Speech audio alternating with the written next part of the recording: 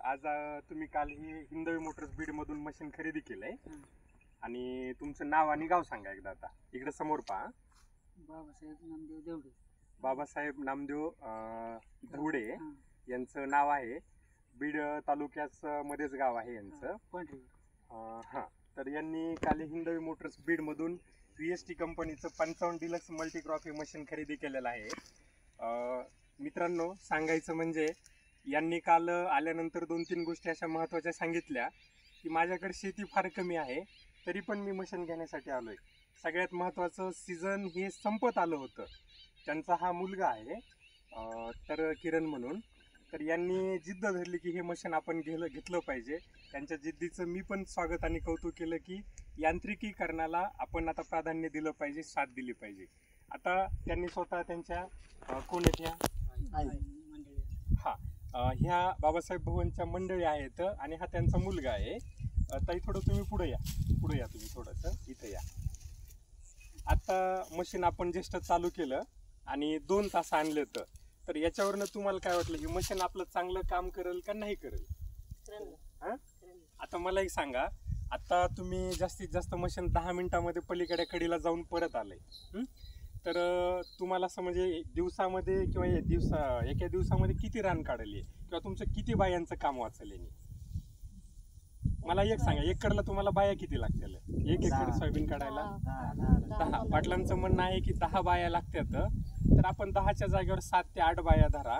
एका तासामध्ये 1 एकर रान काढल. एका तासात 1 एकर रान काढत असताना शेतकऱ्यांनी दिलेली माहिती अशी आहे की 6 ते 7 एकर मशीन रान काढते, हे सोयाबीन काढते.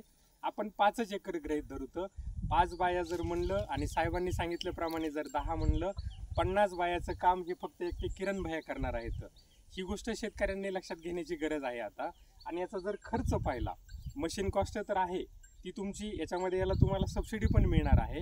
ही जर तुमच्याकडे एक सीझन, तुम्ही जर समजा सोयाबीन तुमच्याकडे 30-40 एकर सोयाबीन असेल तर एक सीझनमध्ये याची कॉस्ट पूर्णपणे नील होती. पण दिवसभराचा आता तुम्हाला प्रश्न पडला असेल की याला खर्च किती करावा लागेल. आता याचा खर्च जर पाहिला तर तासाला फक्त याला 1 लिटर पेट्रोल लागते. म्हणजे तुम्ही 10 बायाची किंमत, आज तुमच्याकडे बायांना काय रोज चालू आहे? आज 300 रुपये. म्हणजे 3000 रुपये जो खर्च आहे तो आपण 100 ते 150 रुपयामध्ये आता हे 3000चा खर्च आणणार आहे. तर शेती परवडणार नाही असं म्हणणाऱ्या शेतकऱ्यांनी या गोष्टीला आता थोडंसं कुठंतरी समजा पाहिलं पाहिजे. या प्रगतीच्या दिशेने, यांत्रिकीकरणाच्या दिशेने वाटचाल केली पाहिजे. 3000 रुपयामधले 150 रुपये गेले, मी म्हणतो 200 धरा.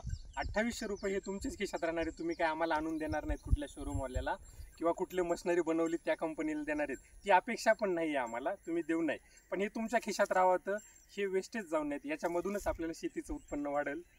मावशी, मशीन घेतलं तुम्ही समाधानी येतं? तुमचं काम नक्कीच चांगलं होणार आहे.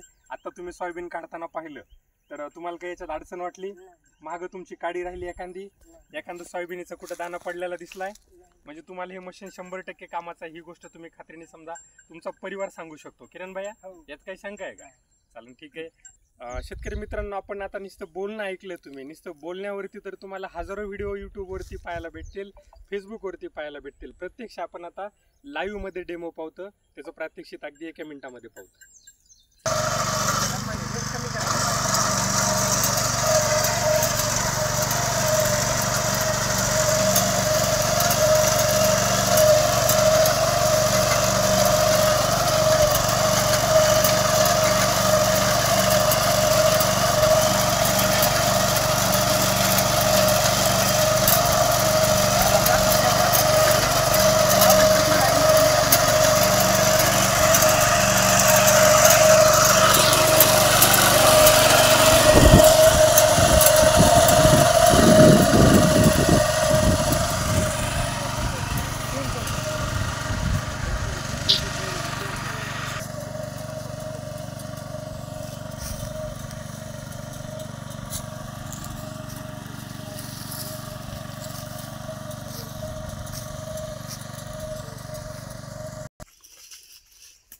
शेतकरी मित्रांनो, आपण आता प्रात्यक्षिकपणे या व्हिडिओमध्ये पाहिलेलं आहे.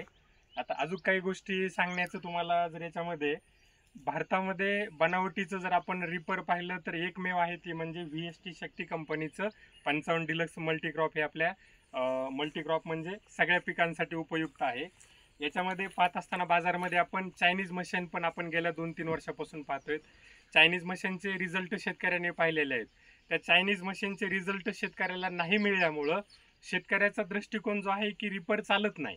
त्याच्यासाठी आम्ही आज बीडवरनं साधारण जवळपास 35-40 किलोमीटर या गावामध्ये येऊन स्वतः इथं आम्ही प्रत्यक्ष शेतकऱ्यासोबत संवाद केला. प्रत्यक्ष शेतकऱ्यांना डेमो दिला, त्यांच्या काय अडचणी आहेत जाणून घेतल्या. त्याच्यामुळे शेतकरी बंधूंनी पाहता तुम्ही माझ्या सोबत आहेत. आणि आपण आता पाठीमागं समजा एक मोडन ज्याला म्हणतो आपण, जाणं आणि येणं हे केलेलं आहे. 1 नंबरचं पीक समजा काढणी झालेले आहे. याच्यात सगळ्यात महत्त्वाचं आपण जर चायनीज मशीन पाहत असताना आता बाजारमध्ये शेतकरी जेव्हा जातात आणि शेतकऱ्याची चूक नेमकं कुठं होती तर रेटचा शेतकऱ्यांनी पहिला विचार करतात. रेटचा विचार केला बी पाहिजे, पण ज्या गोष्टींची काही प्लसमध्ये फॅसिलिटी मिळते, जे आपल्याला फीचर्स मिळतात, शेतकऱ्यांनी याला पण प्राधान्य दिलं पाहिजे. शेतकऱ्यांनी याच्यावरती पण विचार केला पाहिजे. आज आता काल आम्ही एका कंपनीचं मशीन पाहिलं. मशीन पाहत असताना ते बेल्ट ड्राईव्ह मशीन होतं. बेल्ट ड्राईव्ह मशीन असल्यामुळं भैया थोडंसं इथे या, समोर इकडे या. शेतकऱ्यांना कधी कधी किमतीचा विषय ज्यावेळेस वाटतो त्यावेळेस हे जे इंजिन आहे आपलं, या इंजिनपासून पुढं जाणारं जे आहे, इथं वेगवेगळ्या प्रकारचे समजा कवर लावून बेल्ट लावून समजा ही ताकद इंजिनची जी पुढं दिलेली आहे, ही पूर्णपणे ताकद ती त्या इंजिनला बेल्ट टाकल्यामुळे मिळत नाही. थोडं पाणी सांडलं तर बेल्ट स्लिप होतात, थोडं जास्त चाललं तर गरम होऊन तुटतात. त्याच्यानंतर याच्यात अजून एक महत्त्वाचं म्हणजे याला सेफ्टी पिन फीचर्स या VST कंपनीने दिलेले आहेत. त्याच्यातली एक सेफ्टी पिन आपली इथं आहे. जर मशीन आपलं कधी कशाला गुतलं तर ही आपली पिन तुटणार आहे, पण मशीनच्या आपल्या गिअरला कुठल्या पार्टला धक्का लागणार नाही. त्याच्यानंतर